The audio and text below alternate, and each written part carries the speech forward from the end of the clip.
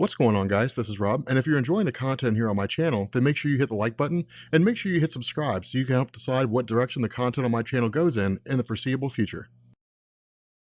Okay, RobCore, we're gonna be dangerous. We're gonna be dangerous. Some of you might love me, some of you might hate me. We're gonna do the button, but we're gonna do one video for each of the comics. So 1 and 2 come out today, and then 3 and 4 should come out later on this week, probably Thursday, maybe Wednesday. I'm not sure, but we're gonna try this and we're gonna see what happens because it's only 4 issues. It's not like it's 6, so it's not like it's gonna take us, days to do. It'll take us a couple days. And so I figured we'd go ahead and give it a shot. But the button, oh my God, dude, this story is so good. It's one of the most anticipated stories. I've been looking forward to it for a long time, but I think it's one of the most anticipated stories of DC Rebirth because this finally gives us some measure of answering the question, what's going on with the button? Now, for those of you guys who are just now joining the DC Comics landscape, because the button's really kind of a big talking point among the comic book community, we don't know anything that's going on. All we know is that in DC Universe Rebirth #1, when the button that previously belonged to the comedian before he died in the Watchmen comics suddenly appeared in the Batcave, it set in motion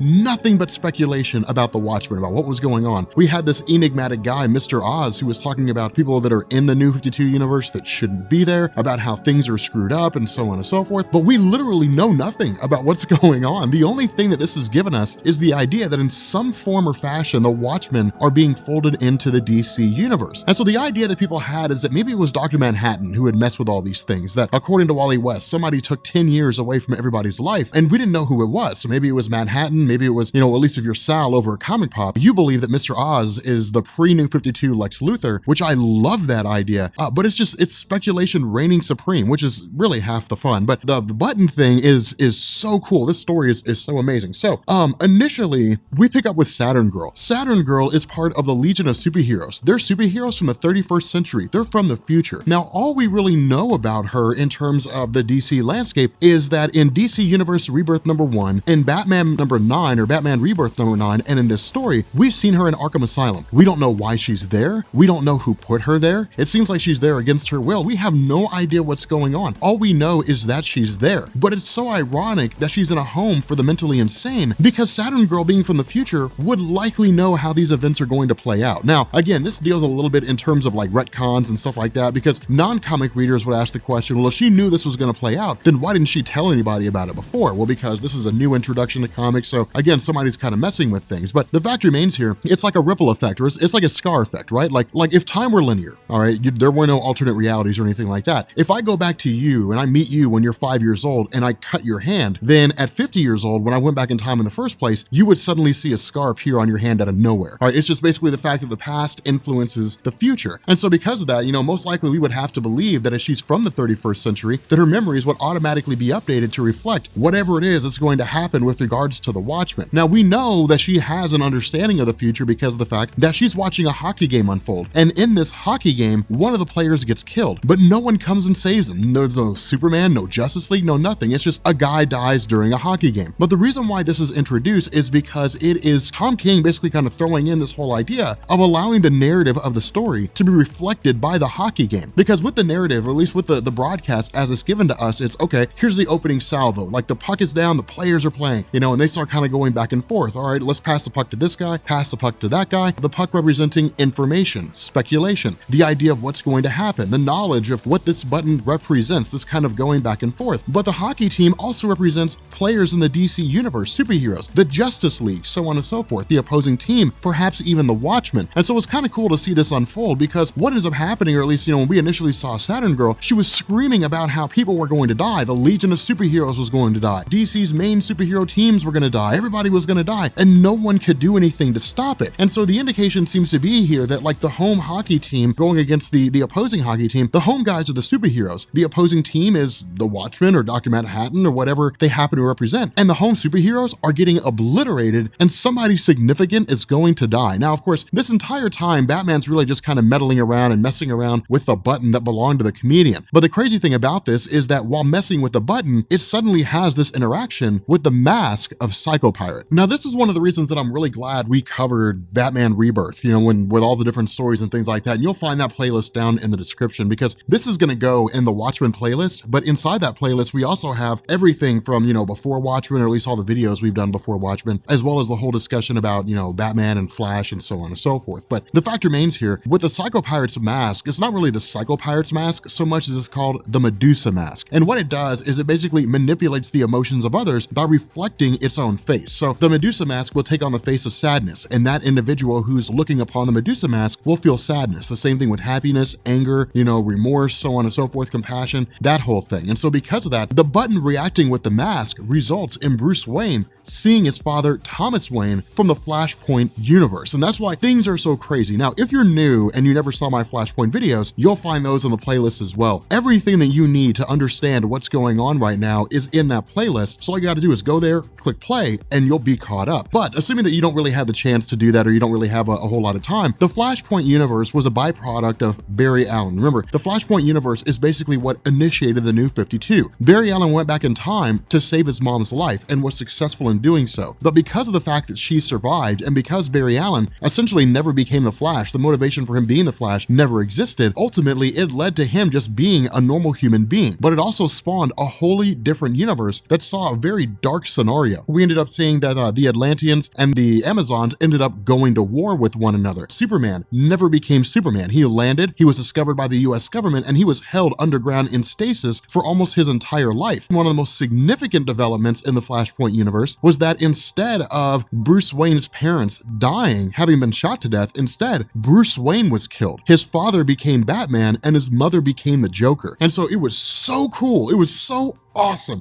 Such an amazing piece of storytelling for us to be able to see. But this illusion is basically Batman seeing his father as he existed in the Flashpoint universe. Now, of course, that begs the question of all the ways in which he could envision his father, why is he seeing the Flashpoint version? You would think that if it was a hallucination, you would think that his father in his mind's eye manifested in a physical form. It would happen by way of him seeing his father as he remembers him. So again, it's basically King telling us not everything you're seeing is the way you would expect it to see, and there's a lot more at play here. And so of course, what ends up happening, and this is when we get to the 1 minute window, when everything happens in the span of 1 minute. Bruce Wayne contacts the Flash, says, hey, this button that we've been looking at, it had a reaction to Psycho Pirate's Medusa mask. I need you to get over here so we can analyze it and we can see what's going on. The Flash says, okay, I'm dealing with these bad guys, I'll be over there. The clock starts. 1 minute. From the time this clock starts until the time we get to the end of this comic, everything takes place in the span of 1 minute. And the craziest thing about this is that immediately, almost immediately after this conversation ends, Batman hangs up. He ends up seeing a spark of lightning. His thought is that it's Barry Allen, and it's not. It's Eobard Thawne, the Reverse Flash. Now, one of the big questions that a lot of current Flash readers are going to have is, how is this Eobard Thawne? Eobard Thawne is locked up in Iron Heights. We saw that in the Flash story. He's currently in prison. His current version is in prison. One of the craziest things when it comes to Eobard Thawne is he is intrinsically tied into time travel. And so while the present day Eobard Thawne is stuck in prison in 3 hours or 5 hours or 3 days or 5 days or a month or even, 15 years from now, he ends up getting free somewhere along the line. We don't know how, and it's not really important. What we know is that this is Eobard Thawne being here from at some point in the past or possibly even in the future. And so Eobard Thawne, because of how he exists, because he's so immersed in time travel, it's entirely possible for him to exist in 2 places at the same time.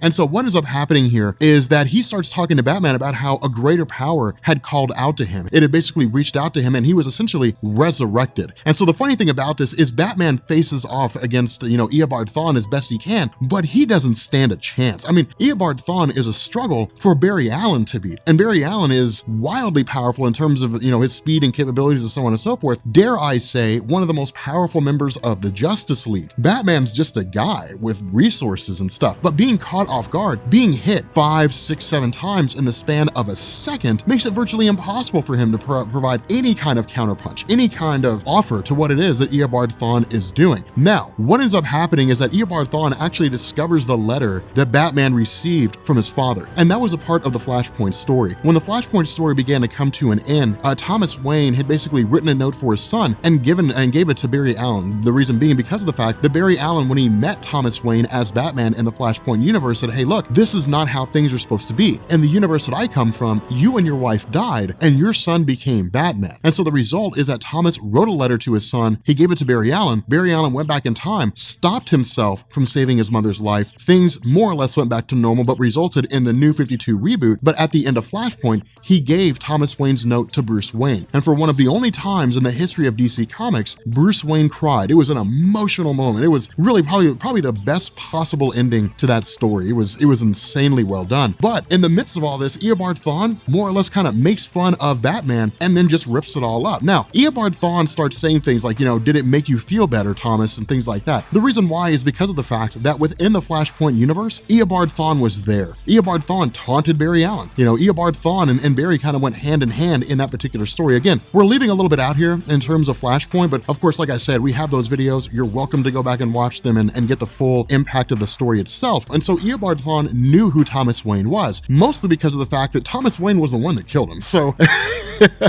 because of that, he's pretty aware of who Thomas Wayne is. But the fact remains here that Batman having the letter from his father ripped to pieces and thrown away is crushing. I mean, it's absolutely crushing for him because it's the last connection he had to his dad, the last connection that he had to him. Now, of course, Batman seizes the opportunity to basically, stab Eobard Thawne in the foot and just kind of keep him pinned to the ground and then just beat him up a little bit. But ultimately, what we end up finding out is the whole purpose of Batman fighting against Eobard Thawne was to serve as a distraction. The distraction being what was supposed to be the arrival of Barry Allen. The problem with this is that in the middle of this whole thing, Eobard Thawne picks up the button and vanishes, disappears, returns, and then probably the greatest points, one of the greatest points in this whole story, he starts freaking out about how he saw God. He's like, I saw God! And he just starts losing his mind and then just sort of explodes in this massive, melting deterioration of Speed Force Lightning. And then Barry Allen simply just shows up after it's all said and done. Keep in mind, from the time this comic started to the time this comic finished, it's maybe been 5 minutes. Maybe 5 minutes, probably more along the lines of like 3 or 4. But it is so cool to see this happen because Barry Allen suddenly gets here and he's like, what in the hell happened? Like what?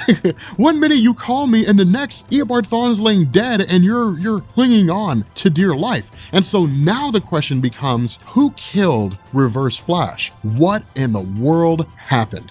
With that being said, guys, we're gonna bring this video to an end. If you are new here to Comics Explained, make sure you guys hit the sub button to become part of the Rob Corps. If you guys enjoyed this video, make sure you drop a like, and yeah, I will catch you all later. Peace.